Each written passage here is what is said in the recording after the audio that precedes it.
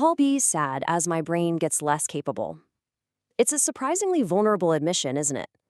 I mean, when you think of a billionaire tech titan who practically built the modern digital world, you'd probably assume his biggest fears revolve around market crashes, AI regulation, or some massive global economic shift.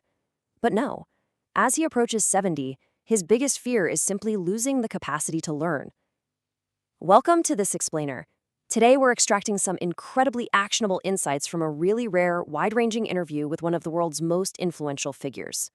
We're decoding what we like to call the Bill Gates Masterclass.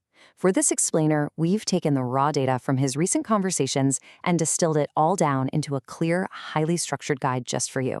We're going to cover the whole shebang, from his deeply personal habits and his take on the exploding AI landscape, all the way to his pretty stark views on wealth and the massive global health initiatives he's backing.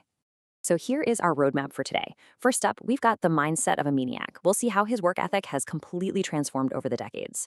2, we'll jump into India and the AI revolution, checking out the absolute cutting-edge frontiers of tech.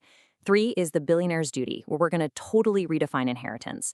And finally, number 4, eradicating disease and leaving a legacy, where we'll look at the monumental, history-altering challenges he's trying to solve. Okay, let's dive into this. Section 1, the mindset of a maniac. From 72-hour binges to perpetual student. When asked to compare himself at 25 to himself now at almost 70, Gates paints a really vivid picture. At 25, he literally describes his past self as a maniac. He had this dangerously narrow focus. He'd lock himself in the office for 72-hour work binges, just fueled entirely by adrenaline, actively using the fact that he didn't have a wife or kids to just completely outpace his competitors. He says, hey, if you're in a race, that's the time to do it. But at 70, that frantic adrenaline is gone, replaced by this insatiable hunger for wisdom. He fully admits his raw processing intelligence might be a tick slower than it was at 25, but his accumulated wisdom totally makes up for it. He operates now entirely as a perpetual student. So what does this actually mean for us? Well, Gates operates on what we can call the perpetual student framework. And it's not just about casually reading a book here and there. It's about being a student all the time and brutally, and I mean brutally, testing your own understanding. When you hear about a new AI model or some complex disease, you have to stop and ask, do I actually get this? He reads constantly. But here's the real game changer. He builds a connected web of knowledge. It's like a giant puzzle. When you learn this way, new facts don't just float around randomly in your head, they snap into a larger framework. It makes learning so much faster and vastly more effective. This thirst for knowledge is the absolute bedrock of his success.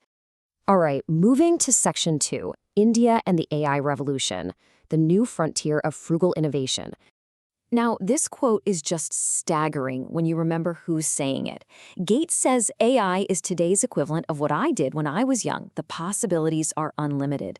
He sees the AI boom as the exact modern equivalent of the personal computing revolution that he literally spearheaded.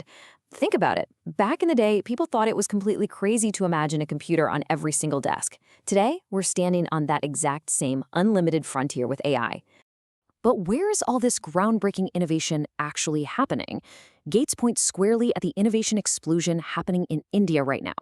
It's this incredible phenomenon of frugal innovation, basically building high-impact solutions, but at a much lower cost.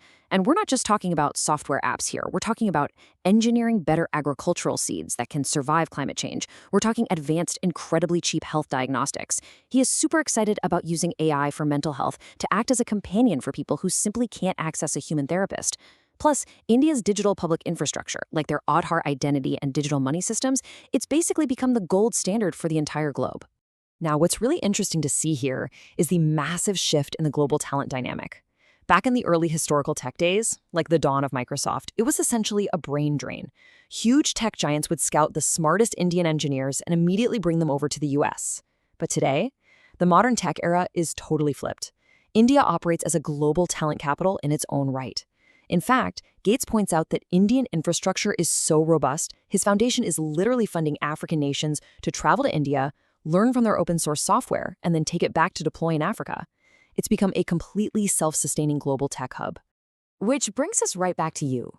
Gates has a very specific piece of advice for us regarding AI. He points out that realistically, very few people actually need to learn the intensely complex underlying math to build new AI models from scratch. Actually, scratch that. Almost nobody does. But everyone, especially professionals and creatives, absolutely must figure out how to creatively use it as a tool. If the internet gave us endless information, AI is basically your personal dialogue partner to help you process it all.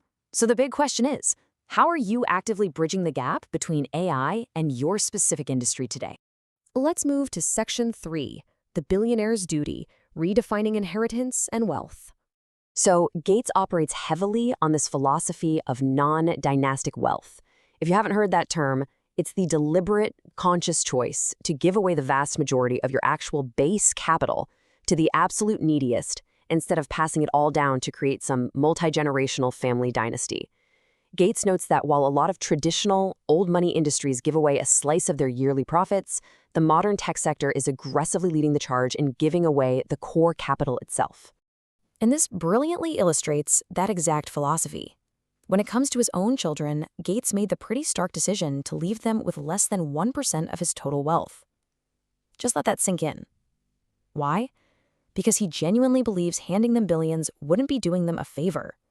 He wants them to have the freedom and the drive to achieve their own success, without being completely overshadowed by the frankly unbelievable luck and timing he benefited from. So, that remaining 99+%, it's being channeled directly back to society through his foundation.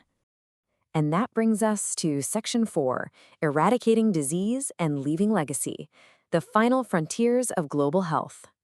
The problems his foundation is going after are absolutely massive, and they're highly scientific. First up, malnutrition. Gates highlights this tragic fact. If a child is severely malnourished in the womb or during their first year, their brain is permanently stunted. It never fully develops, even if their diet perfectly improves later on. It's this complex scientific mystery they are desperately trying to unravel. Second, he's fighting this hugely uphill battle against wealthy countries, including the US, that are unfortunately cutting back their foreign aid budgets right now. Third, it's not glamorous, but it is vital. Perfecting a truly cheap, functional toilet to completely revolutionize global sanitation. And finally, they're exploring scientific workarounds like GLP-1 drugs for obesity, simply because relying solely on human behavioral change on a global scale has proven to be incredibly difficult. But out of everything, his most intense focus is on pure disease eradication. To put this into perspective, in the entire history of humanity, we have only completely wiped out one major human disease. Just one. Smallpox back in 1980. Right now, in the present day, polio is still active, and it's fighting back. But Gates makes a stunningly bold prediction here. He firmly believes that within the next 5 years, polio will be completely wiped off the face of the earth. Let's move to see how this builds into what we're calling the eradication domino effect. Step 1, obviously, is eliminating polio in the next half-decade. Step 2 is leveraging that massive historic win. By proving to the world that a terrible disease can still be conquered in our modern era, it immediately establishes this ultimate global credibility and momentum. People believe it's possible again. So step 3, you take all that renewed funding, all that fresh energy, and you turn the crosshairs directly onto malaria and measles next. As this interview drew to a close, Gates was asked a really provocative final question about his legacy. If the world had to write one single sentence next to the name Bill Gates in the history books, what would he want it to be? His response was this. He championed putting great thinking and resources into ending those problems. Notice what's missing. He doesn't want an epitaph about building software or hoarding wealth. He made this brilliant point. When we read old Charles Dickens novels today and we see the word consumption, we're confused for a second, right? Until we realize they meant tuberculosis. Gates hopes that one day, very soon, future generations will read the words polio or malaria and feel that exact same total confusion. So, as we wrap up today, I want to turn this question right back to you. Whether you're figuring out how to creatively leverage AI, whether adopting the mindset of a perpetual student, or rethinking your own impact on your community, if the world had to write one sentence next to your name, what would it be? Thanks for joining me on this explainer, and keep learning.